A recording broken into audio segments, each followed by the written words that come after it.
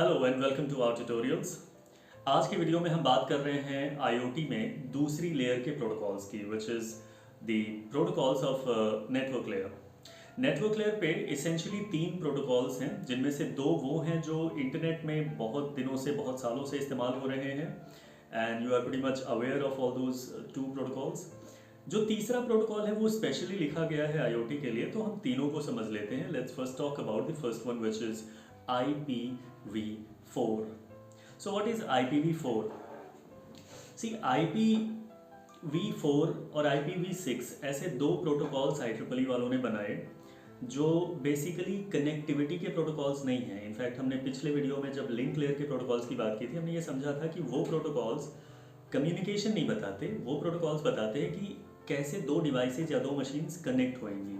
Okay, तो network layer के जो दो प्रोटोकॉल्स हैं, तीन प्रोटोकॉल्स हैं, वो एड्रेसिंग के प्रोटोकॉल्स हैं। वो ये बताते हैं कि अगर कई मशीन्स या कई डिवाइसेस आपस में कनेक्ट हो रही हैं और एक लैन फॉर्म हो रहा है, लैन से बेहतर आप उसको मैन वैन कुछ भी कह लो, अगर एक नेटवर्क फॉर्म हो रहा है तो फिर अलग अलग जो डिवाइसेस कनेक्ट हुई हैं उनकी एड्रेसिंग कैसे करी जाएगी।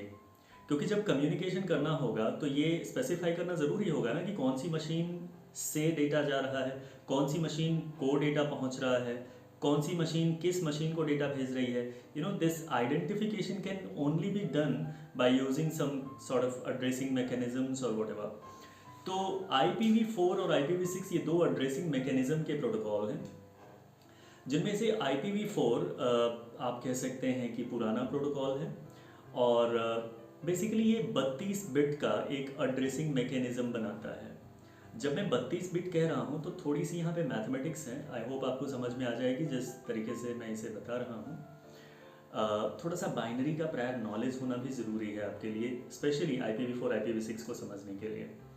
तो अगर आपको बाइनरी और बाइनरी काउंटिंग पैटर्न्स और बाइनरी सीक्वेंसेस का आइडिया नहीं है तो आप computer organization for engineering students के नाम की एक प्लेलिस्ट मैंने बना रखी है, उसमें काउंटिंग सीक्वेंसेस पे मैंने एक वीडियो बनाया हुआ है।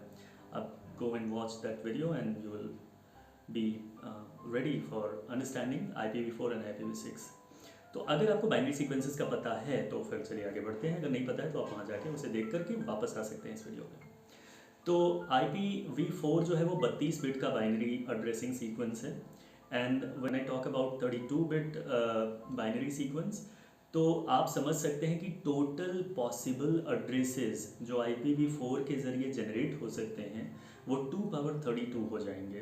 ऐसा इसलिए होगा क्योंकि एक सिंपल बाइनरी सीक्वेंसेस का फार्मूला हमने सीखा हुआ है इन लोअर क्लासेस, और वी कैन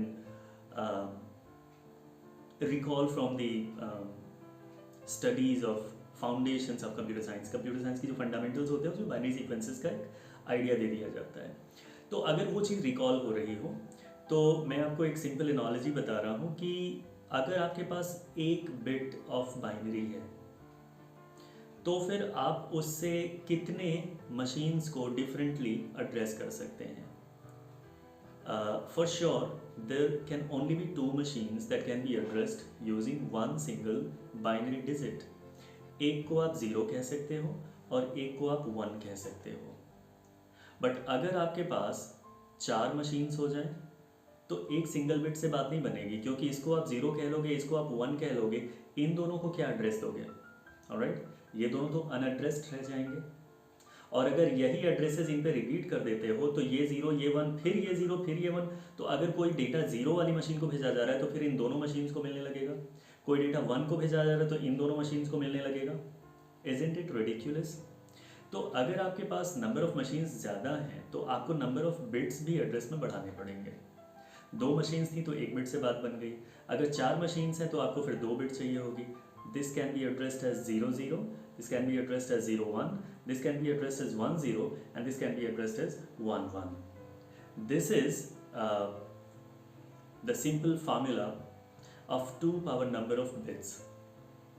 तो किसी नंबर ऑफ बिट्स से कितनी मशीन्स को एड्रेस किया जा सकता है, ये 2 power number of bits वाले फार्मूले से कैलकुलेट हो सकती है। So in general you can think of many assumptions or we can say many calculations you can do in your head. Like अगर 2 power 1 करो which is just one single bit, तो 2 power 1 2 होता है, यानी 2 machines को आप address कर सकते हो. अगर 2 power 2 करते हो यानी आपके पास बाइनरी की 2 बिट्स हैं, तो आप 4 मशीन्स को एड्रेस कर सकते हो, विच 2 power 2 equals 4. अगर आपके पास 3 बाइनरी बिट्स हैं तो 2 power 3 करो, आप 8 मशीन्स को एड्रेस कर सकते हो. अगर आपके पास 4 बिट्स हैं तो आप 2 power 4 करो, यानी आप 16 मशीन्स को एड्रेस कर सकते हो. अगर आपके पास 5 बिट्स हैं तो 2 power 5 करो, जो 32 होता है, यानी 32 मशीन्स को एड्रेस कर सकते हो. 2 power 6 करो तो ये 64 होता है, यानी 64 मशीन्स को एड्रेस कर सकते हो. तो अब सोचो कि आपके पास 32 बिट्स हैं. अगर आपके पास 32 बिट्स हैं तो 2 power 32 हो गया, which is very large number. Somewhere it is around 4 अरब के आसपास ये संख्या पहुंचेगी. इतनी मशीनों को आप एड्रेस कर सकते हो यूनिकली, हर मशीन का यूनिक एड्रेस होगा.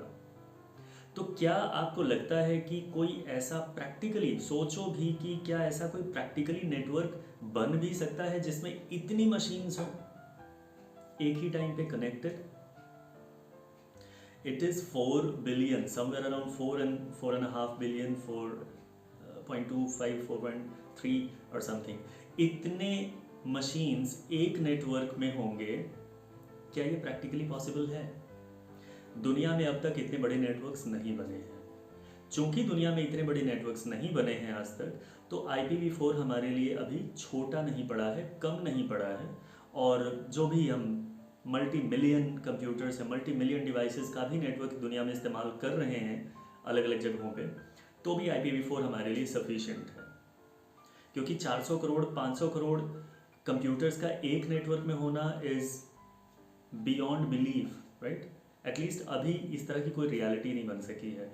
2-4 करोड़ मशीन्स एक नेटवर्क में हो सकती हैं. There are many networks of that size कि जहाँ पे इतने सारे कंप्यूटर्स आपस में कनेक्टेड हैं, या इतने बड़े नेटवर्क्स बने हुए हैं दुनिया में.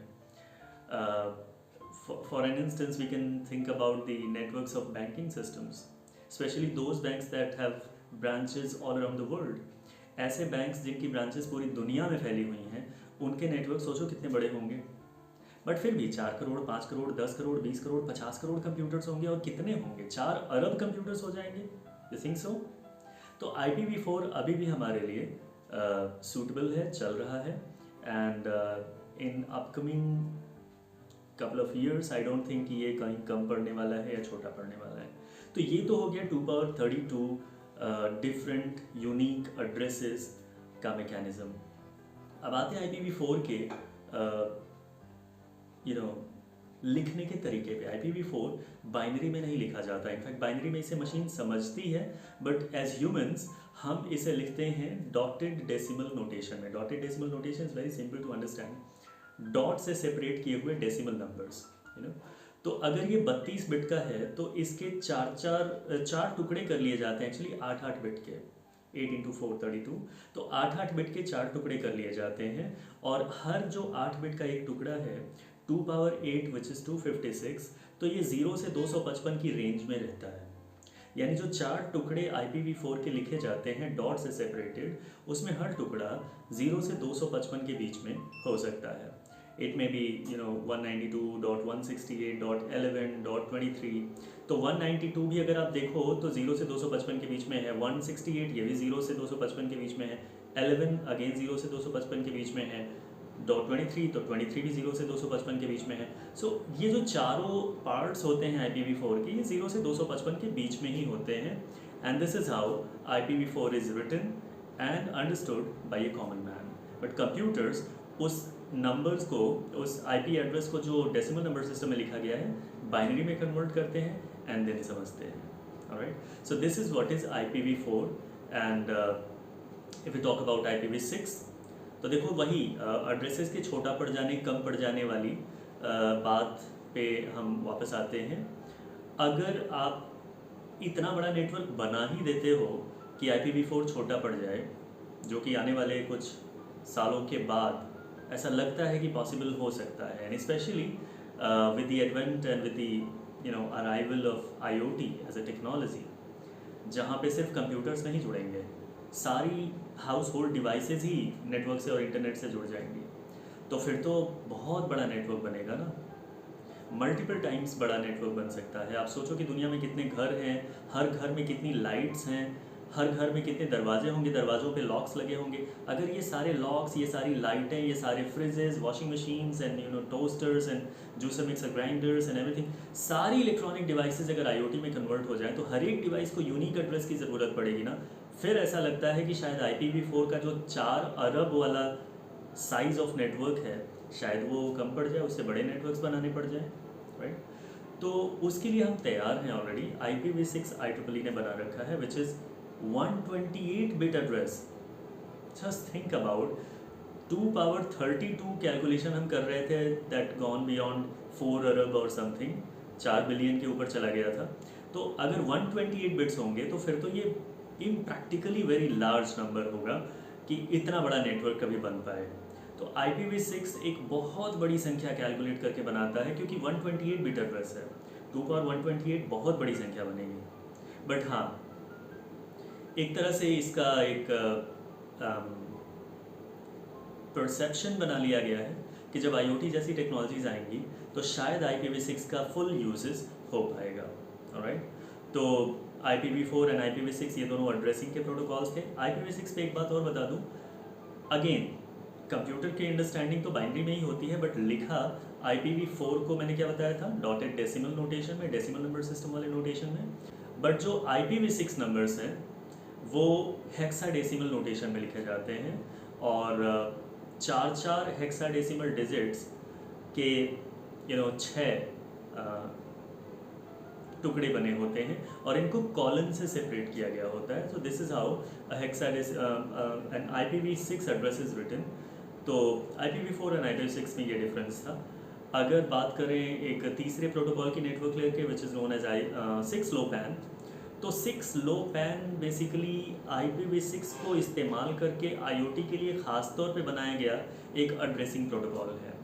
6LoWPAN में 6 का मतलब है IPv6, लो का मतलब है लो पावर, और पैन का मतलब है personal area network. Again personal area network क्या होता है? अगर आप पर्सनल डिवाइसेस को कनेक्ट कर रहे हैं, technically this is a LAN, but चूँकि वो पर्सनल डिवाइसेस हैं, आप कह सकते हो कि ये हमारा पैन है या पर्सनल एरिया नेटवर्क है। तो अगर मैं घर में रहता हूँ जहाँ पे मेरा फ्रिज है, मेरा वॉशिंग मशीन है, मेरा AC है, मेरी लाइट्स हैं, मेरे 2 लॉक्स हैं, और इनको सबको मैंने कनेक्ट करके एक नेटवर्क बनाया हुआ है, तो this is my pan, okay. तो IoT में 6LoWPAN जो है वो IPv6 को यूज़ करके एक पर्सनल एरिया नेटवर्क बनाने और अलग अलग डिवाइसेस को अलग अलग IPv6 एड्रेस देने का प्रोटोकॉल है। So these 3 are the popular protocols of network layer in IoT। I hope आपको समझ में आया होगा, and in the next video we'll talk about the protocols of transport layer. So keep watching. Thank you.